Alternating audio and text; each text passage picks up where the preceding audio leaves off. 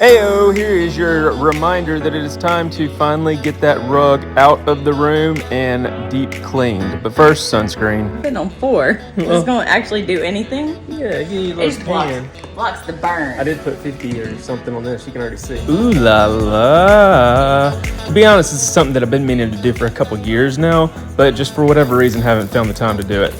I started by just soaking the water, and the sound of that just makes me want to... I really have no rhyme or reason for this stuff I just threw in this bucket with some water, so don't come at me or for anything, but I just threw a little bit of this, a little bit of that, and some elbow grease. Elbow grease was the main ingredient for this whole entire project.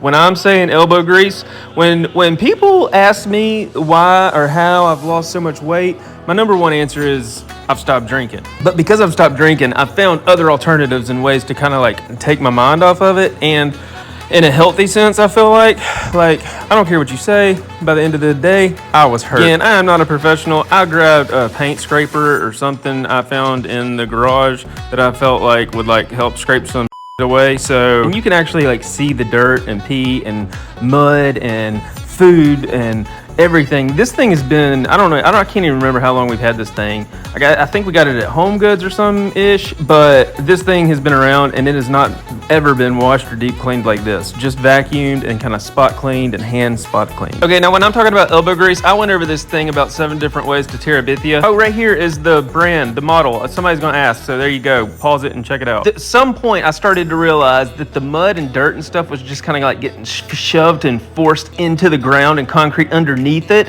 and wasn't really having a chance to escape. And I was like, damn, this isn't gonna work.